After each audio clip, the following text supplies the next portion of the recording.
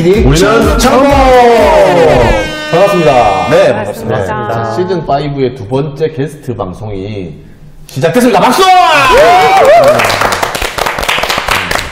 좋습니다. 자, 오늘도 어김없이 네. 자, 창업모를 시작할 텐데 오늘도 같이 해주시는 분, 우리 개곤 MC 참새님 인사 부탁드리겠습니다. 반갑습니다. 본인 여전히 카메라 찾아서 본인 카메라. 이거잖아요, 이거. 반갑습니다. 참새입니다. 자, 그리고 오늘 게스트로 같이 해주시는 주식회사 더 SGA네요. SGA. 소녀 감성 아줌마 약자 SGA. 그래서 SGA군요. 네, 자, 네. 더 SGA 대표님, 오지아 대표님. 저는 김해 장유 지역의 네이버 대표 인기 카페 소녀 감성 아줌마 운영하고 있는 오지아라고 합니다. 반갑습니다. 네, 환영의 박수! 네. 이게 주식회사 더 SGA. 네. 네, 이게 근데 소녀 감성 아줌마의 약자. 네, 저희가 네이버 인기 카페 소녀 감성 아줌마는 알고 있었잖아요. 네. 그렇죠. 근데 이게 이제 지금 주식회사 더 SGA로 네. 저희가 이렇게 몇 년 만에 네. 이렇게 만나 뵀는데 네. 많은 변화가 있었던 것 같네요. 네, 그죠? 오늘 회원이 72,000명이 됐습니다. 그 전에 우리가 몇 년 전에 뵀을 때는 회원수가 어느 정도 됐었죠, 그때는? 기억이 안 나. 만 명? 정도? 만 몇천 명? 그 정도의 네. 걸로 기억하는데. 네. 대단한 발전이네요, 그죠? 네. 맘카페라고 하나요? 네, 맘카페. 맘카페. 네. 맘카페를 운영하시는 대표님이 나온 게 지금 벌써 두 번째네요. 네.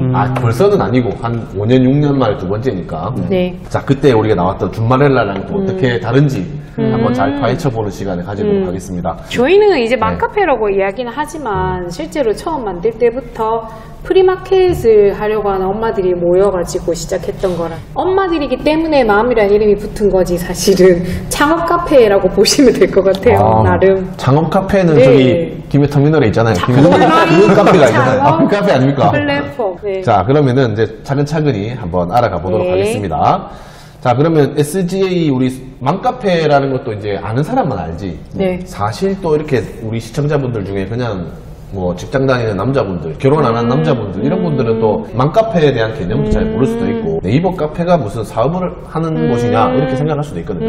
그래서 우리 기업 소개를 좀 더 디테일하게 한번 네. 들어보는 시간을 가지도록 네. 하겠습니다. 저희는 이제 네이버 카페가 사실 저도 처음부터 돈을 벌려고 차렸던 게 아니다 보니까 그런 이미지가 있을 수 있고 대부분 주말에나 매니저님도 그랬겠지만 돈 벌려고 만들었던 카페는 아니었죠 사실은. 뭔가 소통하고 또 교류하려는 창구였는데 저는 사실 여기 외적 동기가 조금 발동은 했죠. 창업을 하고 싶었는데 옷을 아동복을 사서 한 300만원치 재고를 방에 쌓아놨다가 뭐 그냥 버릴 수는 없으니까 어떻게 하지 하다가 TV에서 우연히 홍대 프리마켓이랑 유럽의 벼룩시장 얘기들이 막 나오니까 그때 그 당시에 여기 장류는 프리마켓 문화가 없었거든요. 프리마켓을 해보자 재밌겠다. 근데 재고도 처리하자 이렇게 해서 5,000원에 이제 그 옷들을 다 팔려고 만들었었거든요. 그러니까 왼쪽 동기인 돈이 작용을 한 거죠. 전 따져보면. 근데 문을 딱 2012년 5월에 열었는데 저 같은 엄마가 많았던 거죠. 생각보다. 자기 애들 아토피 낫게 하려고 비누를 만들었었던 엄마들도 재료를 너무 많이 사놓으니까 비누는 2개가 필요한데 만든 거는 20개인 거예요. 그럴 수 있죠.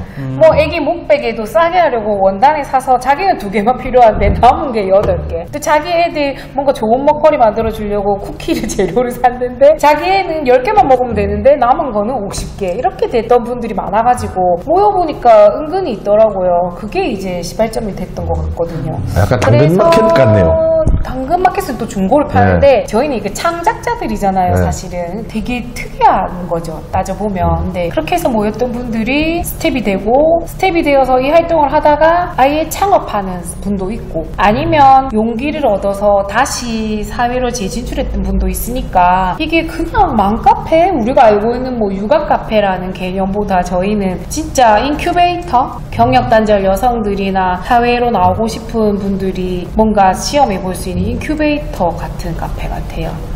그래서 그렇게 얘기를 많이 하고 있고 그걸 계속 얘기를 하다 보니까 이게 사회적 기업 이런 인증받는 곳에서도 맞는 말인 것 같다. 이래서 저희가 사업의 이런 아이템 중에 하나가 경력단절 여성들을 사회에 재진출하게 하는 온라인 플랫폼, 오프라인 프리마켓 뭐 이런 식으로 인증받고 예비 사회적 기업이 된 것 같습니다.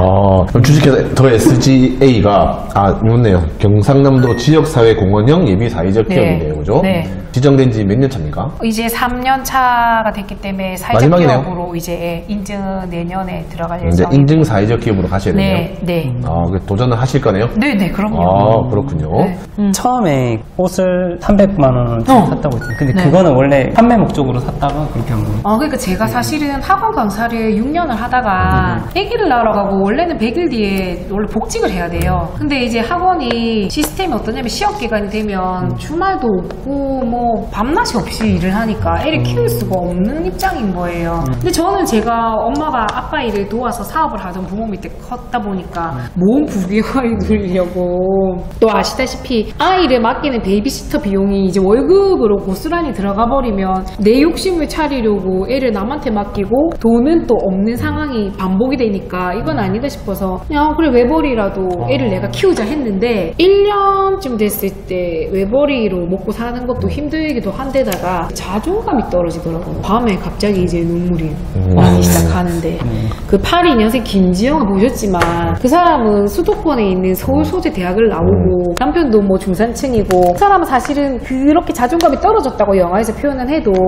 우리랑은 다르죠. 저는 지방대에 가진 자격증은 운전면허증 또 스펙이라고 이렇게 눈물이 난 이유는 이거였어요. 전문직이 아니기 때문에 경력 단절이라고 말할 경력도 미비한 게 더 슬프더라고요. 근데 일반적으로 이런 분들이 더 많죠. 많죠. 그래서 눈물이 났던 게 저는 82년생 김지영 별로 공감 못해요. 왜냐면 그 사람이 가진 조건과 우리가 가진 조건은 다르거든. 우리는 대부분요 경력이라 말할 경력이 없어.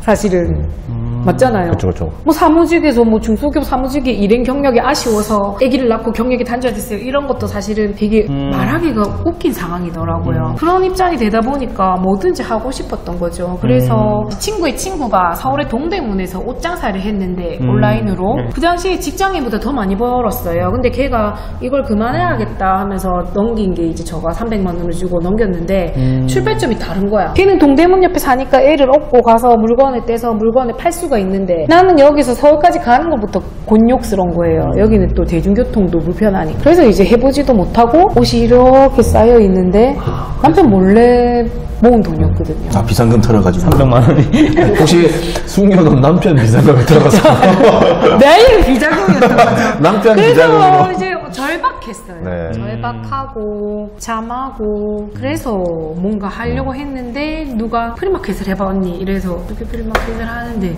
사람을 어떻게 모으는데 그러다가 얘기한 게 이제 네이버 카페에 엄마들이 모이니까 언니도 네이버 카페를 만들어봐 그러면은 분명히 올 거야 했는데 온 거죠. 내가 그 사람 만들어고 궁금한 게 있는데 네, 얘기하세요. 카페 개설을 했다고 하잖아요. 근데 보통 이제 일반적으로 그냥 생각해 보면은 그냥 카페를 개설했다고 사람들이 그냥 오지는 않잖아요. 배원수가 빵명일 거잖아요 처음에. 네. 처음 여니까 이제 처음에는 아름아름이잖아요. 그러니까 친한 아는 동생 사람들. 좀 데리고 해고 50명일 때 첫 프리마켓을 했죠. 그것도 장소가 없으니까 친한 언니가 하던 공방에 요만한 공방에. 근데 웃긴 건 전부 애를 업고 3, 4 모으는 거야. 약간 좀 눈물 날 것 같은데 판매자는 8명이었나? 그래 또 웃겨. 우리가 장사를 안 해봤잖아요. 그러니까 다 뭐 그냥 뭐 동네 잔치도 아닌 것이 떡을 해오는 애도 있고 뭐 식혜를 들고 오고 뭐 더 나눠준 게 더 많아. 외로웠던 것 같기도 하고.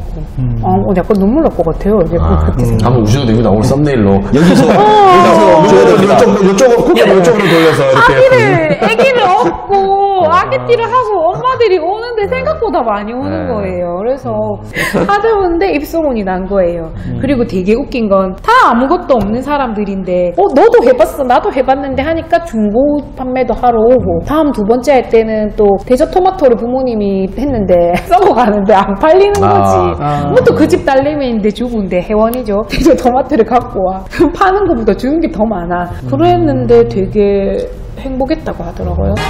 처음에 근데 카페 회원수를 50명을 네, 모았는데 50명. 50명은 어떻게 모았어요 근데? 아름아름이었던데 내 생각에는 비슷한 마음의 엄마들이 있었기 때문에 뭔가 소통 창구가 필요하니까 3, 3, 5 데려오고 그래서 처음 해봤는데 재밌었으니까 또 누구를 데려오고 다단계처럼 네트워크 마케팅. 네트워크죠. 실제로 그거 한번 하셨어도 괜찮았을 것 같은데. 그러면 다이아 됐겠죠.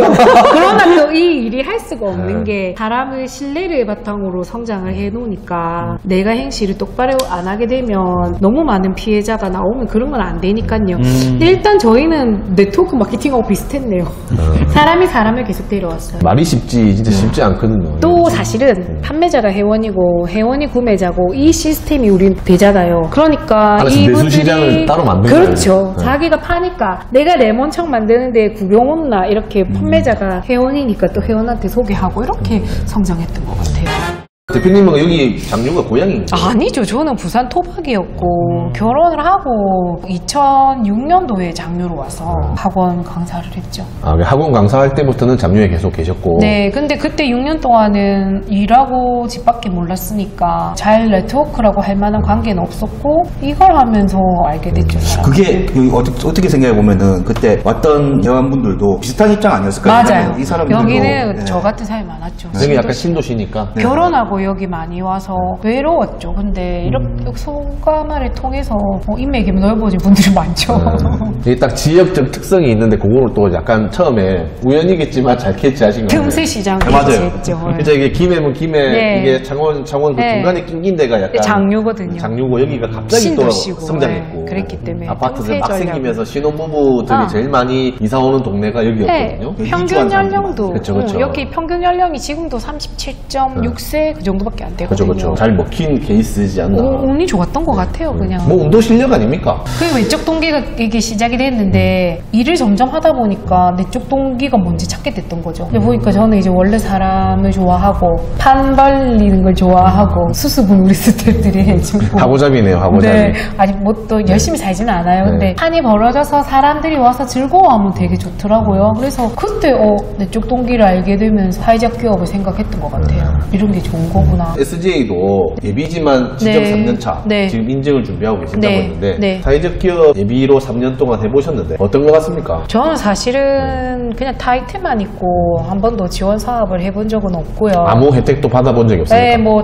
자생적으로 매출을 일으켜서 일을 해오다가 사회적 기업이 된 케이스니까 특이하게 보시긴 했는데 사회적 기업이 됐던 이유는 내가 정당하게 노력을 하고 일을 하는 부분에 대해서도 말도 안 되는 뭐 인플루언서들이 겪는 것들이겠죠. 유튜버들도 쉽게 돈을 버는 건 아니잖아요. 그쵸. 유튜브 촬영을 해보시지만 근데 되게 온라인업이라는 걸 사람들이 쉽게 접근은 하지만 살아남는 게 되게 어려운 일인데 쉽게 번다라고 하는 인식이 있더라고요. 원래 사람들이 자기가 안 해보고 남게 원래 쉽고 좋아 보이고 증명할 게 필요했던 것 같아요. 나는 나쁜 방식으로 돈을 벌지 않았고 남들한테 내가 뭐 돈을 버는 이유로 지탄을 받거나 비난을 받을 이유가 없다는 거를 한참을 고민을 하다가 그런 이제 사회적 기업 대표님들이 원래 당신이 하고 있는 일이 사회적 기업이 하는 일인데 왜 인증을 안 받으세요 하길래 인증은 받았고 근데 저번에 포럼에 말씀드렸듯이 지원 사업에 대한 이런 서류는 너무 어렵기 때문에 안 하는 게 낫겠더라고요. 너무 어렵더라고요. 뭐 자생할 수 있으면 지원 사업은 굳이 뭐 안 해도 되면 안 하는 방향으로 가도 되죠. 근데 지원을 받으면 풍성해지는 게 있고 이런 책도 이거는 사회적 기업 하기 전에 이제 받았던 건데 행사가 만약에 요만큼의 캡하면 이런 공동체 사업에서 지원을 받으니까 풍성해지는 장점이 있더라고요. 그래서 할 수 있으면 하고 싶은데 이번에 이제 사회적 기업이 되면 뭔가 좀 노력을 더 해볼까 생각 중이기는 해요. 이게 또 네이버 카페는 그냥 동호회 형식인 거고 그렇죠? 근데 또 이 우리 기업을 운영하는 거랑은 좀 다르잖아요. 다르죠. 네, 어떻게 운영이 되고 있습니까? 원래는 스텝을 하던 분들이 다 정직원으로 쓰고 싶은데 매출을 제가 밝히진 않지만 한 명 정도의 직원을 쓸 수 있는 매출이거든요. 현재는. 아무리 규모상 정직원 한 명 정도 운영할 수 있다. 그래서 부매니저가 정직원으로 올해 이제 채용이 됐고요. 사회적 기업을 가야 되기 때문에 나머지 스텝들은 이제 프리랜서 직으로 해서 일당으로 나가는데 소원은 뭐냐면 매출 캐파를 점점 더 늘려서 이제 계속 정직원으로 쓰고 싶죠. 근데 또 엄마들은 특성상 정직원이 어려운 게 저희가 온라인 업무도 많기 때문에 재택근무가 가능해서 유연하게 근무를 하거든요. 여기 사무실에 출근하지 않아요, 부매니저님은. 마켓에 행사에 출근을 하지. 그러면 한 달에 2번 이제 오프라인 행사 출근이기 때문에 나쁜 조건은 아니고 괜찮거든요. 마켓이 월 유예네요. 네. 그런데 보통 엄마들도 원하는 게 뭐냐면 정기적으로 아침에 가서 저녁에 퇴근하는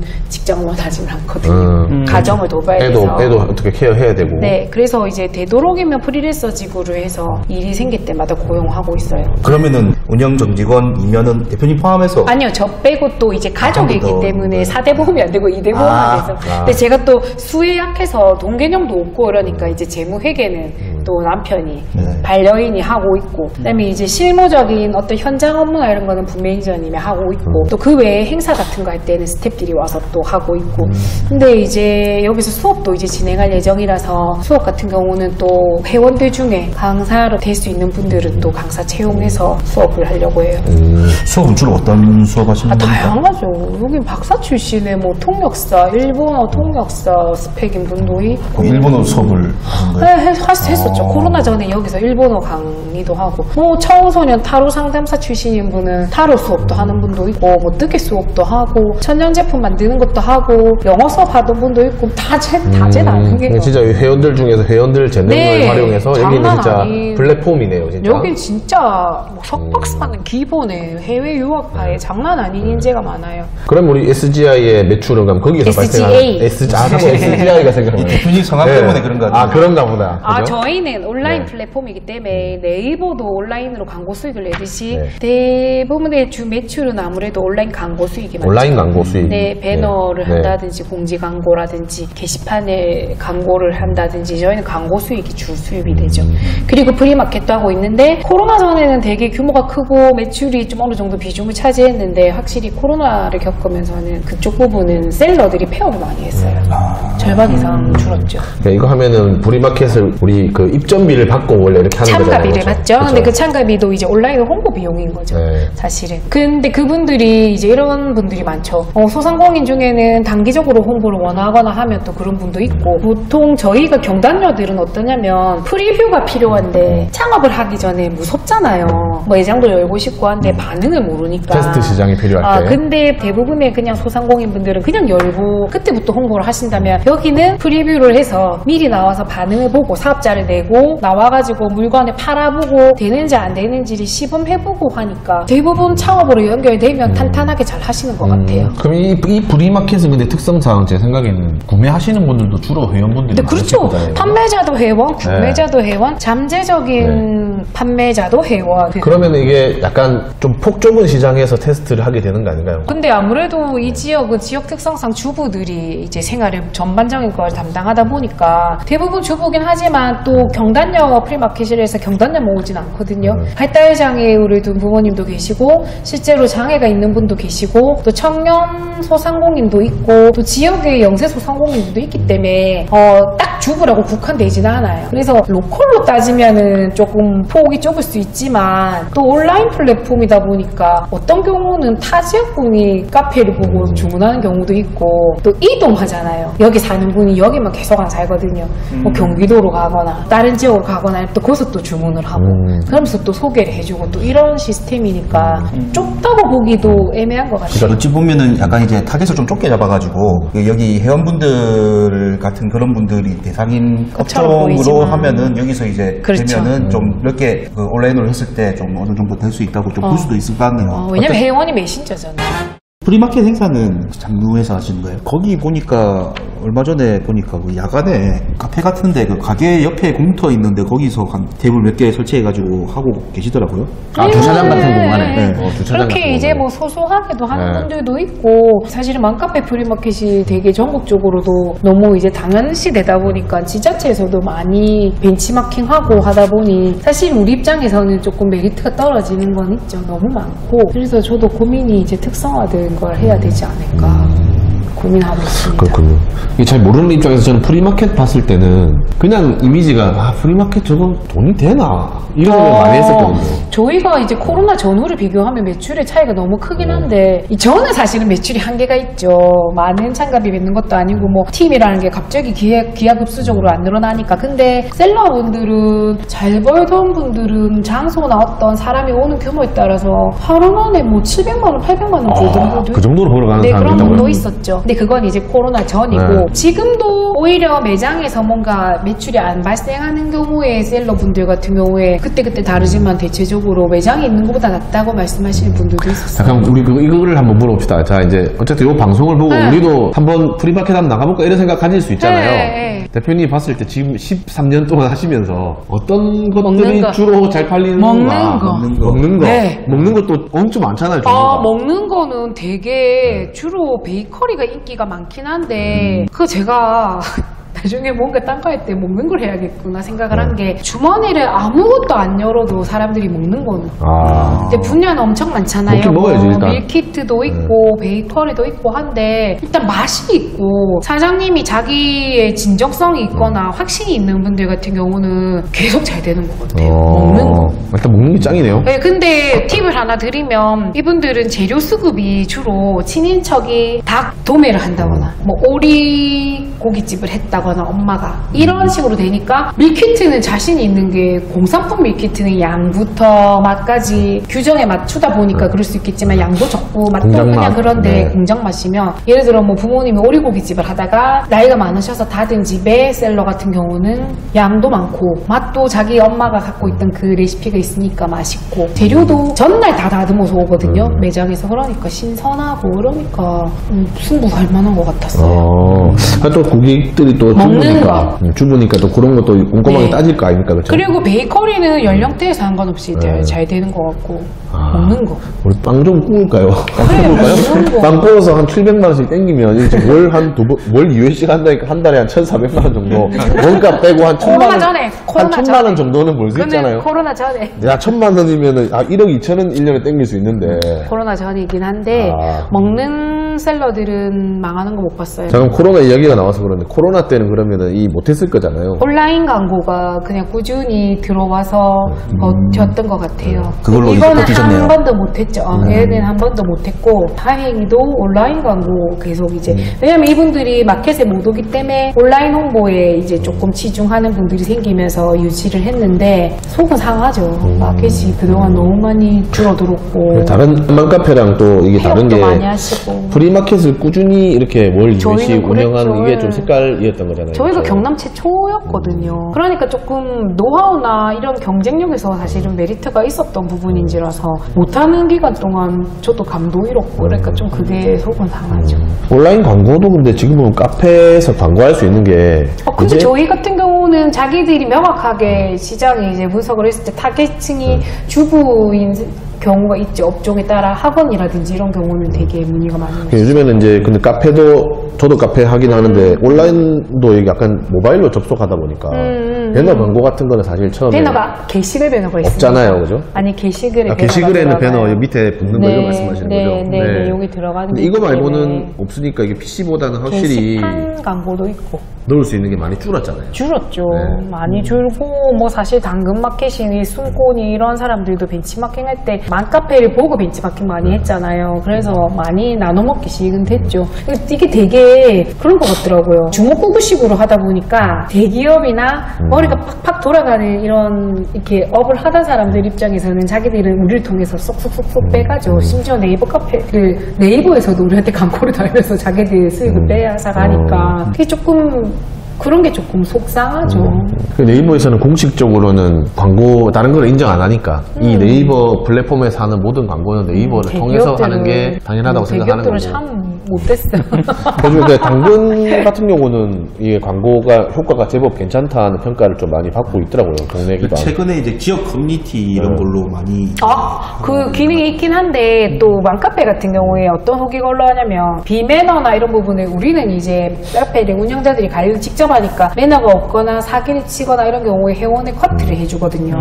근데 당근은 이제 그런 거에 아예 회사가 크다 보니까 개입을 안 하니까 오히려 주부들은 안 하고 싶어하는 분들 많더라고요. 그래요? 제재가 없으니까. 오히려 더 옛날하고 달리 지역 바뀌었죠. 기반의 이 커뮤니티가 요새 조금 더 다시 한때 없어졌다가 다시 활성화되는 분위기가 되는 것 같아서 맘카페도 가면 제2의 기회를 좀 맞을 수 있을 때가 되지 않았나 싶은데. 근데 좀 이제 어떤가요, 분위기가? 생물 같은 곳이라서 네. 카페는 딱 규정이 정해져 있고 규격화되어 있는 어떤 업종이 아니기 때문에 매니저들이 어떻게 자기 역량껏 운영하냐에 따라서 승부가 나겠죠.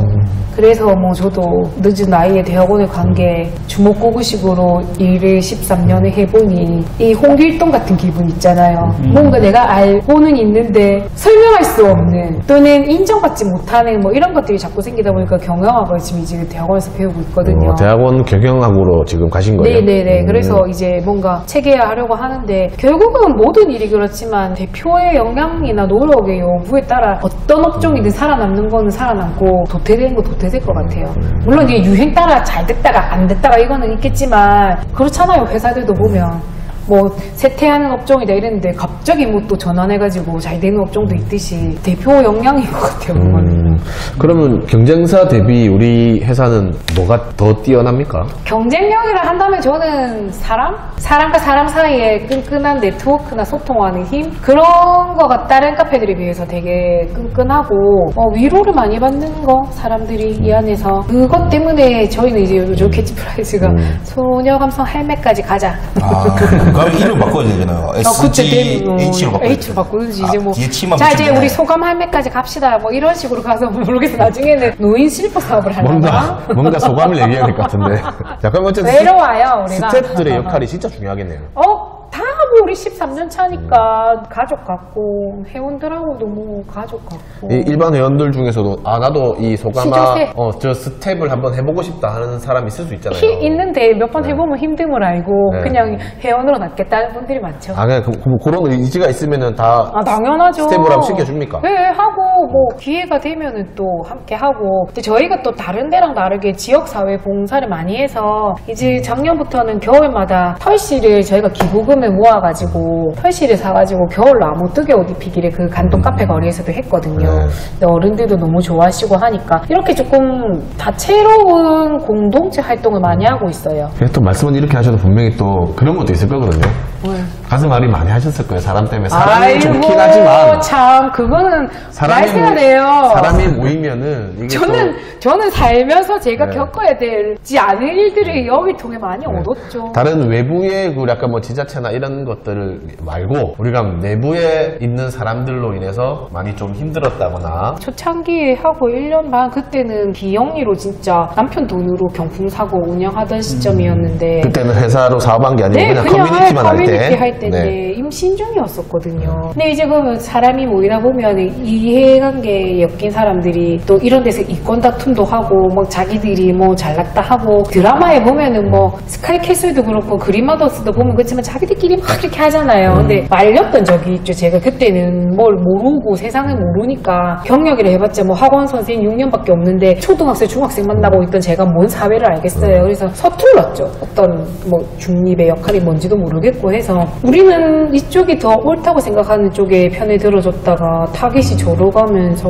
온라인 악플을 처음 겪었죠. 주로 어떤 걸로 그런 일들이 생깁니까? 예를 들어서 이제 캔들을 파는데 A가 있고 B가 있으면 A가 너무 잘해. 심지어 예뻐. 재능이 있어. B는 이제 야를 따라쟁이를 하는데 야를 못 이겨. 그 꼴을 못 봐서 A를 괴롭히고 비난하고 욕을 하는데 그럼 저는 이제 우리가 판단할 때 스태프들은 야가 잘못한 게 없는데 얘가 질투를 계속해서 일어날 일이잖아요. 그럼 그렇게 하지 마세요.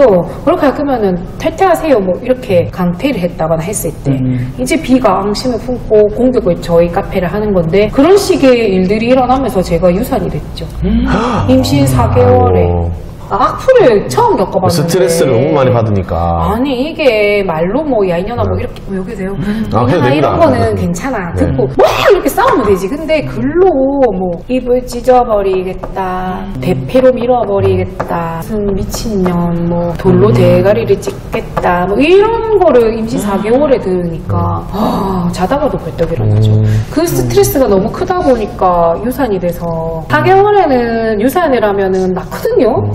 이런 얘기를 누구만이라는 게 있어요. 네. 그래서 그것도 되게 제가 살면서 그런 일은 처음 겪었죠. 정말 충격적이었고, 근데 이제 그 이후부터 버라이어티 했죠. 이런 식의 일들이 이제 나중에는 뭐 명예훼손부터 시작해서 뭐 경찰 조사받고 별별 일이 다 있었죠. 이제 지금 조사도 쓸 수 있어요. 근데 그 정도 됐으면은 내가 뭐 굳이 뭐라고 이거를 계속 해야 되나 이런 생각을 하셨을 것 같기도 그래서 한데. 기로에 섰을 때 어떤 멘토분이 저보고 이랬죠. 이제 선택을 해라. 그냥 커뮤니티로 내비두고 접고 네 다른 일을 하던지 아니면 이걸 일로서 분리를 해서 뭔가 더 성장을 하든지라고 했을 때 당연히 성장을 택하겠죠. 시간, 에너지, 노력을 들인 게 있으니까요. 그래서 그때 이제 처음에 개인 사업자로 이제 사업자를 내고 정당하게 일을 하고 하면서 스무스하게 넘어왔는데 제일 안 좋은 거는 저에 대한 일이라기보다 업체에 대한 불만. 근데 악의적일 때 누구 하나를 죽이고 싶을 때 마녀 사냥하는 공간으로 이걸 써서 정리를 하고 싸우고 했죠. 그럴 때는 뭐 법무법인이라고 전화가 오고 뭐 이러면은 나는 지금은 이제 뭐 알아서 하세요. 뭐 법무법인이면 뭐 어쩌라고 너가 알아서 네이버에 얘기해라 이렇게 끊을 수 있는데 그때는 또 서투르니까 손발이 덜덜덜덜 떨리는 느낌을 몇 번 경험했죠. 많이 경험했지. 다리가 덜덜덜 떨리더라고요. 이렇게 사시나무 떨듯이 뭐 경찰서다 연락 오고 걱정되니까. 그러면 지금은 이제 뭘 때문에요 이렇게 하고 경감님도 친하지 또 뭔 일인데요 이랬는데 그때는 물도 못 먹겠더라고요. 이게 사람이 너무 분노가 치밀어 오르면 손발이 그냥 사시나무 떨리듯이 떨리더라고요. 그래서 사실 공황장애가 왔지. 이게 자 여기서가 왕장이 전문가 참새님 네. 한 말씀. 알죠? 공황장애. 말씀과 불안의 극복이라는 책까지 쓴 작가님이지 않습니까? 네. 인터넷에 악플이 막 달려가지고 손이 벌벌 떨리고 불안할 때 진짜 공황이 올 것 같을 때 어떻게 극복을 해야 됩니까? 노하우를 한번 전수를 해주시죠. 이게 아니 공황 오지 말고 지금 공황 오지 말고 제가 극복하는 방법을 얘기해달라고. 네. 지금 극복을 하려고 하잖아요. 망한 것 같은데요. 지금 실시간으로 보여주려고 하잖아요. 공항을 극복하는 방법을. 몸속. 참 이게 뭐라 해야 되지? 여러 가지 불교의 용어에서는 그 인연과보라는 말이 있어요. 그런 모든 일들이 그냥 그 사람 입장에서는 그냥 그럴 만한 어떤 이유가 있기 때문에 그냥 그렇게 하는 거지. 공부를 많이 하셔야 됩니다. 이게 좀 어려운 일이고. 그 악플 다른 네. 사람이 그럴 수도 있다고 이해를 해라 이런 겁니까 지금? 너무 감정적으로 바라보면 너무 힘드니까 그냥 하나의 그냥 일어나는 진짜 현상이다. 뭐 그렇게 그냥 바라보고 넘기는 그런 마인드 컨트롤이 되게 필요하다. 알겠습니다 참스님. 네. 나도 참새 말에 어느 정도 이해는 하는 게 이거를 시간이 흐르고 나니까 나를 그렇게 했던 애들이 다 불행해. 나중에도 불행하지만 그 당시도 그 여자들이 불행한 여자들이었어. 뭐 남편하고 사이가 안 좋거나 뭐 애가 아프거나 뭐 관심 못 받거나 이런 사람들이었거든요. 근데 이제 시금지심이지. 지금은 근데 저는 한 가지 더는 악플은 저는 정면 돌파해요. 왜냐면은 내가 잘못을 했는데 악플이 달리면 난 인정하거든. 만약에 그래 뭐 그래 내보고 대가리 큰 일본이야? 이렇게 말할 때는 달진 않았지. 근데 내가 혼자 그래 대가리도 크고 그때 일본 스타일 입었거든. 대가리 큰 일본이야 맞는 것 같다. 뭐 이러면 했는데 그런 거 말고 상업적이에요로 그거는 사실 욕이라고 말하기가 되게 웃기잖아. 기업인데 상업적인 게 나쁜 게 아니잖아요. 그래서 요즘은 안 그런데 한동안 그런 게 뭐 카페 누가 댓글 달면 이랬지. 네 저는 기업이라 돈을 벌어야 되는데 뭐가 문제죠? 그런 말을 못해. 그렇죠, 그렇죠. 이거는 내가 박사한테 배웠지. 그냥 그분들은 이제 이거를 그냥 커뮤니티로만 바라보니까 그렇게 또 세민한 달았겠지. 거지. 그죠. 그게 여자들은 여자의 적이 여자니까 니도 아줌마고 나도 아줌마인데 니는 왜 돈 벌고 나는 왜 돈 못 벌어 이런 거니까 마음이 아픈 사람이잖아요. 근데 그런 경우는 나는 정면 돌파했죠. 내가 그렇게 해서 기부도 하고 우리 좋은 것도 하고 이벤트도 하고 돈도 벌고 하는데 뭐가 문제죠? 라고 물으면 댓글을 지워. 할 말이 없거든. 그래서 당당해져야 된다? 악플을 달면은 뭐 삭제를 하겠다라는. 그게 간청을 주겠다. 그게 되게 웃겨요. 네. 왜냐면 나는 그거를 매니저들 중에서도 저랑 결이 같은 매니저들이 늘 하는 말이 뭐냐면 이 공간이 내게 아니지 않냐. 내가 만들었고 이걸 통해 내가 일을 하고 있는 거는 맞지만 저도 그 말이 맞다고 생각하거든요. 회원들이 다 같이 있기 때문에 모두가 먹고 사는 곳이지 한 명이 먹고 사는 곳이 아니잖아요. 그래서 악플이 아니라 뭔가 의견이라고 하면 수렴을 하는 게 맞다고 생각하는데 욕이나 이런 걸 단단히 그렇죠. 제재를 하겠지만 그렇죠. 뭐 운영 방침에 대한 불만 같은 거는 어쩔 의사소통이니까 받아들이고 미안한 건 미안하다 하고 이렇게 운영을 하고 있기 때문에 규정을 강하게 한다고 해서 악플 다는 사람이 안 나진 않아요. 왜냐면요, 옛날 솔로몬의 심판처럼 진짜 우리 카페를 아끼는 사람은 지켜요. 어떤 불만이 됐든 뭐가 됐든 개인적으로 조심스럽게 연락이 와서 매니저님 이거는 이러면 좋겠고 저러면 좋겠다 하지, 주로 공격하거나 이런 거는 타 카페거나 또는 나를 안티겠죠. 그래서 그 사람들은 활동도 없어. 근데 지금 무슨 말씀인지 참새님 알겠죠? 말씀 들으면서 계속 여기 옆에 주마등이 계속 지나가시는 것 같은데 본인이 또 뭐 경험 있나요? 그 표정이 계속 우리 북한 문화 커뮤니티 참새가 있었잖아요. 네. 예전에. 뭔 일이 있었어요 그 사이에? 남자가 원래 가입이 됐었는데 안 하게 된 이유도 두 가지가 있는데, 하나는 정치인들이 이제 지 안 밀어준다고 홍보하려고. 했고, 네. 두 번째는 뭐냐면 이제 누나 외로워요. 근데 그런 건 어디 가도 있잖아요, 항상. 거기도 참새가 또 있었네. 유부녀를 좋아하나 봐. 그렇고 진짜요? 누나 외로워요, 술 한잔해요. 이러고 별의별 사람 다 있어요. 매니저님 미친놈이에요 이렇게 신고 막 들어와가지고 남자 가입 불가를. 근데 원래는 이제 독서클럽도 아무리- 남자 가입 안 될 수도 아니, 있어요. 아무리 이제. 그래도. 참새팀 때문에. 하나만 뽑아볼까요? 제일 내가 가면 이 일을 하기를 잘했다 싶은 에피소드라든지 기억이나. 너무 많은데 네. 한 가지만 뽑읍시다. 한 가지라고 한다면 좋은 거는 그 벽장 카페 거리거든요. 거기서 벚꽃 피던 날 행사를 하는데 사람들이 사진에 막 찍으면서 셀러도 오는 고객들도 가족들도 할머니 할아버지 애들도 힐링되고 행복해요라고 말할 때 어제 멋지다 씨. 다 행복하네. 그러니까 너무 참새님은 요즘에 행복한 적 있습니까? 최근에? 최근에요. 행복하다고 느낀 적 있어요? 아, 나 참 행복한 삶이구나 이렇게 느껴본 적 있어요, 최근에. 너무 바쁘게 살아. 그런 걸 느끼는 사람이 있나요? 용PD님 있습니까? 저는 행복. 행복하다고 하더라고 사람들이. 그런 게. 그래서 되게 그렇죠. 딱히 그러고 보니까 그런 말을 하고 그렇게 느끼는 게 딱히 뭐 인생이 지금 불행하다고 생각 들진 않잖아요. 그렇죠. 근데 행복하다라는 생각까지 사진을 찍으면서. 해볼 그러니까 만큼은 내한테 잘 말한 없는 것 것도 같아요. 아니야. 나도 근데 나는 판을 열고 그 상황이 행복하거든요. 막 난 사진 찍고 돌아다니는데 어떤 엄마가 자기 애가 벚꽃 날리고 막 해서 이제 포토존이 있으니까 찍어주면서 행복하다라고 그냥 말하는데. 그리고 또 이제 뭐 우리 그래피티 니팅 뜨개나무 그 할아버지가 우리 봉사하는데 와서 나무들이 행복하겠어요. 참 아름답네요.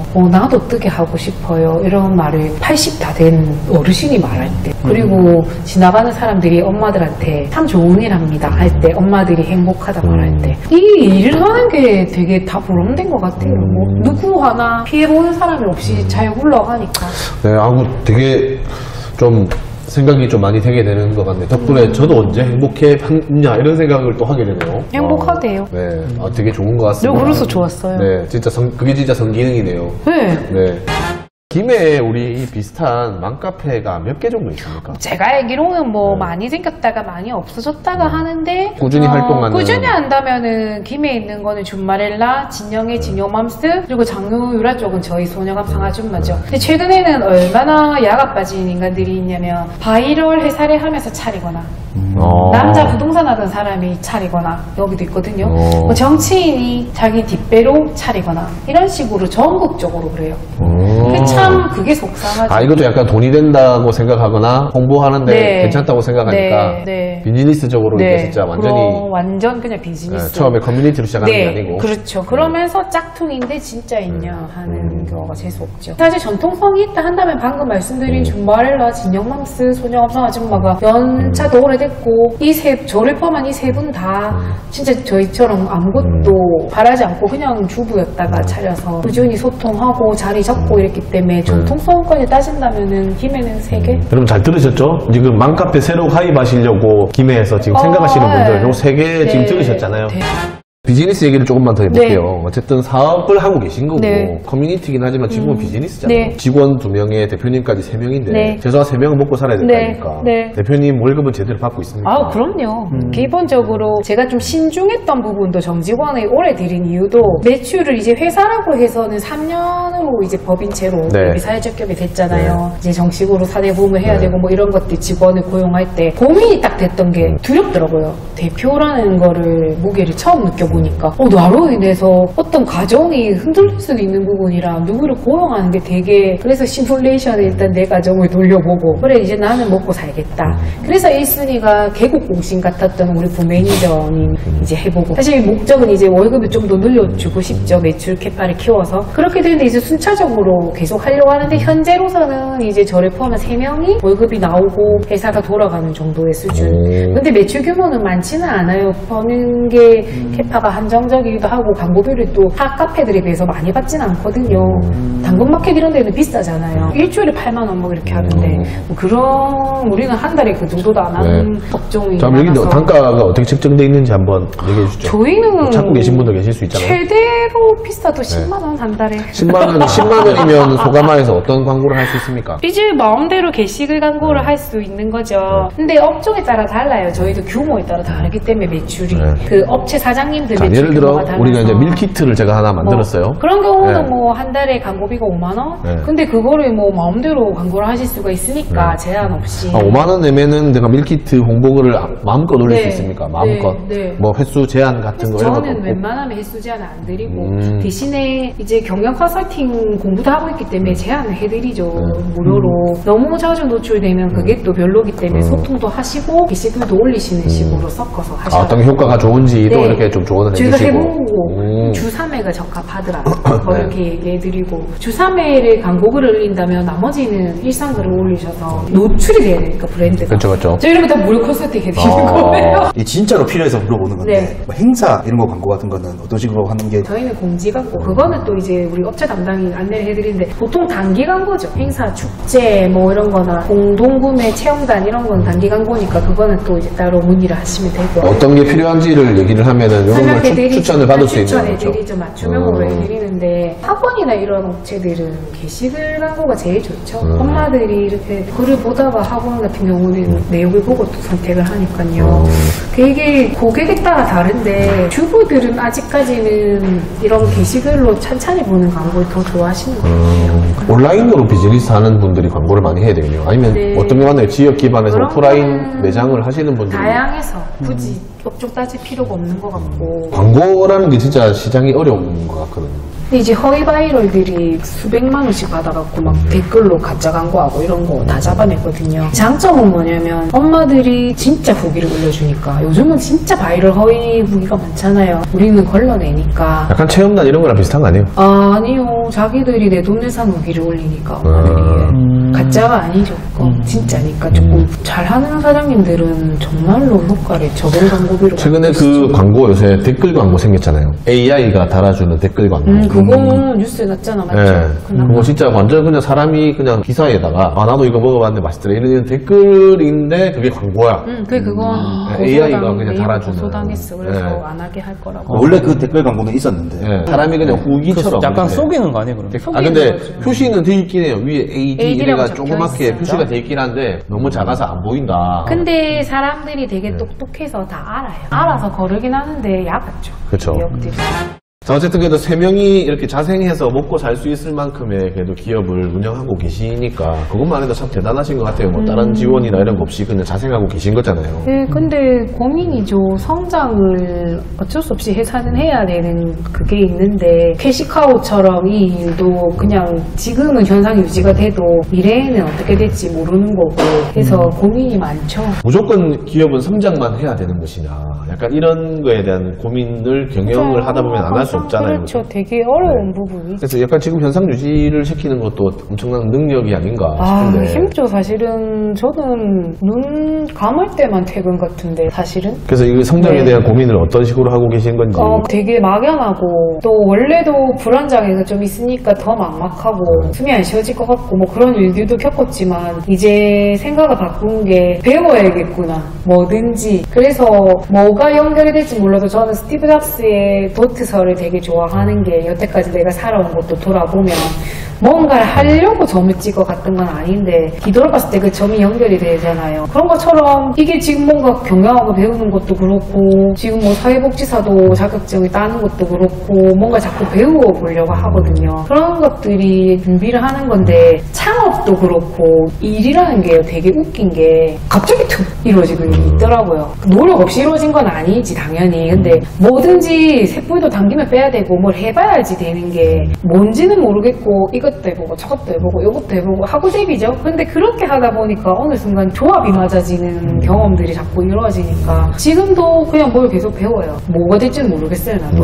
경험이 중요하다는 말씀이시네요. 네, 뭐든 경험, 해보고. 해보는 거지. 그거는 장점 같다. 그냥 저지르거든요, 뭐든지. 그러니까 우리 창업을 나왔던 분들 좀 많은 분들 이런 얘기 하셨거든요. 맞죠. 그냥 하는 거지 뭐. 일단은 계획적으로 창업해서 내가 이렇게 했다기보다 우연히. 네, 그냥 뭐 덜컥 창업을 했다거나 어쩌다 보니 이게 일이 됐다거나 약간 이 우리 창업몰의 특성상 어쨌든 소규모나 1인 기업들도 많이 나오고 이렇게 그런 분들이 많이 나오셔서 그런지 모르겠는데 대부분이 그렇게 말씀을 하시더라고요. 저는 그런 것 같아요. 후회할 거면 해보고 후회하면 되지. 그러니까 그런 게 있는 거예요. 우리 그 참새님 책 많이 보시잖아요. 네네. 그 저도 창업할 때 처음에 인상 깊게 봤던 책 중에 부자 아빠 가난한 아빠라고 있는데 로버트 기요사키. 그렇죠. 거기서 창업의 몇 단계가 이렇게 나오는데 대부분의 사람들은 거기서 1단계도 못하고 한 90%는 창업에 실패한다고 하는데 그 1단계가 뭐냐면 창업을 시작한다 하거든요. 망하지 않기 위해서 어떻게 창업하면 좋을까 계획만 세우다가 시작도 못 해보고 포기한다. 이게 90% 이상이래요. 그러니까 그거는 근데 간절함이라는 게 되게 필요한 것 같은 게요. 절박하고 간절하면 고민할 틈도 없는 것 같아요. 내가 이거를 할 때는 일단 돈이 필요했거든요. 애는 이제 클 건데 뭐 외벌이를 못 사는 상황이니까 뭐라도 해야 되겠다는 생각밖에 없었거든요. 우리 엄마네도 똑같았던 게 다들 다 절박했어요. 남편 버는 걸로는 도저히 애를 키울 수가 없으니까 죽이 되든 밥이 되든 아무것도 안 할 수는 없어서 뭔가를 하다가 뚝딱 됐거든요. 그러니까 망설일 시간조차 없었던 것 같아요. 절박했다. 결국은 간절한 마음과 절박함. 마인드셋과 참선님도 그때 엄마가 등장 안 때리고 이제 그게 그대로 남아있어가지고 간절해졌으면 간절은 창업을 했을 텐데. 그러니까요. 그럴 수도 있었어요. 장갑하지 마라고 어머니가 빚을 대신갚아준 거잖아요. 그렇죠. 발등에 하여튼 불이 떨어지면은 제보고 말고도 없는 것 근데 같아요. 발등에 불 떨어져서 참새님이 기자 된 계기도 발등에 불 떨어져서 그렇죠. 맞아요. 그때도 맞아. 발등에 불 일자리 없이 운영하던 블로그도 막 팔아먹을 정도로 돈 진짜. 없어서 간절하고 이래서 기자가 됐거든요. 그러니까. 저한테 한 며칠 전까지만 해도 막 공장이라도 갈까 봐. 맞아요. 공장 갈 거라는 그거야. 얘기도 엄청 많이 했어요. 오늘 안 오셨지만 아스님 있잖아요. 초심 잃어가지고 안 간절하니까 요새 그렇게 일을 열심히 안 하는 오늘 거거든요. 가가지고 무슨 뭐 시민공상 받고 이랬던데 일단 그 다음 회차에 나오면 그건 한번 물어보는 근데 이건 걸로. 약간 라떼는 말이야 멘트 같아갖고 좀 그렇긴 하다. 괜찮습니다. 필요한 사람한테는 필요하고 안 필요한 사람한테는 안 필요하겠죠. 절박한 우리 게. 참새님 같은 사람한테 무슨 얘기해보세요. 아무것도 안 들리거든요. 왜요? 참새님도 절박해서 기자 됐잖아요. 네, 맞아요. 절박해서 그 정도 가야지 들리지. 네, 맞아요. 네. 맞아요. 그때도 안 들렸어요. 네, 우리 얘기 듣고 된 건 아니잖아요, 사실 근데. 그치 본인이 느낄 때 절박해요. 그렇죠. 맞아요. 자, 어쨌든 이제 끝을 향해 달려가고 네. 있는데, 네. 우리 창업몬이 이제 시즌 5부터 이런 게 있잖아요. 필요한 사람들을 좀 만나게 해주자, 이런 얘기가 있었잖아요. 그래서 이 질문을 묻고 있는데, 협업이나 직원이 필요한 분야가 있다. 우리 소가마에서는 이 디자인 분야가 필요하다. 네, 디자인 분야가 좀 필요한 요거는 것 디자인 같아서. 분야가 왜 필요한가요? 굿즈 같은 거 저희가 만드는 경우도 있거든요. 네. 행사 같은 거 할 때. 저도 원래 디자인 전공은 아니지만 그런 거 되게 좋아해가지고 뭐 책 표지도 그리고 이런 걸 했는데 이렇게 한계가 있는 게 우리는 또 뭐 행사 같은 거 할 때 포스터도 저도 만들긴 해요. 근데 제가 너무 바쁘다 보니까 조금 뭔가 감각이 맞는 분들이 계시면은 포스터 같은 것도 뭐 웹 포스터죠. 의뢰하고 싶고 그렇죠. 요거는 어렵다, 그죠? 아까 말씀하셨잖아요. 감각이 맞는 사람. 네, 요거는 이제 이게 그게 어렵거든요. 되게- 아무나 할 수는 없어요. 아무나 할 수 없으니까. 저도 제가 좀 까탈스럽더라고요. 네. 안 그런 성격인데 이상하게 이 디자인 이런 건 억수로 목숨 걸고 네네. 색감부터 막 이건 이 색깔이 아니야 이렇게 하는 게 있어가지고 그게 좀 필요한 것 같더라고요. 하여튼 우리 좀 네트워크에도 디자인 하시는 분들 몇 분 계시니까 다음에 네트워킹 데이 한번 시간 내서 네. 오셔가지고 디자인 하시는 분들을 저희가 포트폴리오를 보면 네, 알죠. 옆에 포트폴리오가 이렇게 있어요. 네. 가서 이제 만들어낼 수 그분들한테 있도록 포트폴리오 달라고 네, 하고. 해서 그렇죠. 받아보고 뭔가 스타일이 맞으면은 또 의뢰할 수 있으니까요. 네, 디자인 문화 저희가 체크를 해놓도록 네, 하겠습니다. 네. 혹시 방송 보시는 분들 중에 우리 또 소가마랑 네. 디자인 협업 한번 해보고 네. 싶으신 분들 포트폴리오를 저희 자문한테 보내주시면 자, 한번 연락 주시면 저희가 연결 한번 시켜드리도록 하겠습니다. 업무를 효율적으로 하기 위한 나만의 노하우. 최근에 학교에서 배운 것 중에 훌리크라시라고 하는 구글에서 하고 있는 운영 방식인데 보스가 없는 조직이에요. 리더도 없는 조직이고 자유롭게 자기들이 수평적인 관계에서 일을 하되 전적인 책임은 자기가 지는 환경인데 그 업무 환경 안에서 구글이 지금의 대기업이 됐다고 하더라고요. 근데 저도 이제 그런 걸 좀 추구하려고 한 게 명확한 업무 분담이고 저는 개입 안 하거든요. 다 맡겨. 사실 몰라서 맡기는 것도 있지만 각자가 잘하는 분야가 있을 때 자기가 그냥 그 안에서의 우두머리가 돼서 하게 하는 방법으로 업무를 하고 있고요. 또 뭐 권위를 따지거나 뭐 이런 식의 조직이 아니니까 다양한 의견의 수렴을 하는 방향으로 해서 그거는 구글이니까 가능한 거 아닌가요? 네. 조직이 작을수록 그게 조금 더 효율적이라고 하더라고요. 그런 이제 형태의 이제 조직이면은 중간에서 이제 연결해주는 역할이 좀 있죠. 중요하잖아요. 리더가 없는 대신 관리자가 있어요. 근데 관리자는 간섭을 하진 않되 코칭은 해주는 거죠. 그러니까 상담사처럼 각각의 자기 업무를 하는데 매니저라고 부르더라고요. 그 매니저한테 내가 이 업무를 하는데 이게 문제가 있는 것 같아요. 어떻게 하면 좋을까요? 하는 상담자? 리더가 아닌 상담자. 그런 식으로 조직이 운영되는데 상담자는 역시 상담자. 상담자가 해야 해. 리더처럼. 앞으로 미래형의 기업은 그렇게 갈 거라고 하더라고요. 긴 시간 저희 창업몬과 네. 또 많은 이야기를 나눠보셨는데 재밌었습니다. 소감을 한번 들어볼게요. 소감아의 대표님께 소감을 한번 들어보도록 하겠습니다. 저희가 인연이 되게 깊잖아요. 그때는 뭐 저도 그렇고 레드 콘텐츠도 그렇고 신생이었고 되게 풋풋한데 뭔가 이렇게 우리가 구체적인 건 하나도 없는 상태였잖아요. 네. 근데 이렇게 몇 년 만에 다시 만났는데 자기들 분야에서 각자 이렇게 잘 하고 있으니까 되게 든든하고요. 앞으로도 승승장구하시기를 응원합니다. 감사합니다. 소감아도 승승장구하시기를. 저 지금 나이가 이제 좀 많아지고 있어가지고 나이는 저희도 맞습니다. 같이 늙어간 거예요. 우리. 그때 청년이었잖아요. 청년 이제 없습니다. 다 40대예요. 청년 어머, 아니잖아요. 나 40대인데 우리. 저 30대입니다. 40대잖아요. 30대. 30대가 있어요. 맞네. 이제 나이 바뀌어가지고 나이 다시 바뀌어서 잠시 다시. 30대로 다시 그때 내려왔어요. 20대 아니었어? 그때도 30대. 그래서 30대였습니다. 그때 그래 우리 다 푹푹했는데. 그래요. 하여튼 신중년. 마지막은 이렇게 슬픈 얘기를 하면서 슬프다. 마치게 됐네요. 신중년으로 갑시다. 자, 슬프다. 좋습니다. 자, 중년도 옛날만 아닌가요? 몰라요. 요즘에 신중년이라는 말도 안 쓰잖아요. 뭐라 불러요? 우리는 뭐라고 불리나요? 모르겠습니다, 뭐. 자, 그럼 오늘도 마지막으로 이제 참새의 감사일기 들으면서 오늘 마치도록 하겠습니다. 감사일기 좋다. 네, 참새의 뭐죠? 감사일기. 갑자기 스님 같죠 왜? 참스님. 오늘 또 별명 하나 생겼잖아요. 참스님. 우리 몸에선 매일 세포가 죽고 그만큼 새로운 세포가 생깁니다. 1년쯤 지나면 몸 전체에 1년 전 세포는 거의 남아있지 않습니다. 몇 년 전 우리가 저지른 일들이 도저히 이해가 되지 않는 건 그땐 다른 사람이었기 때문이 아닐까요? 3세 오 대표 용 PD 우리는 창업! podcast, 창업몬 podcast.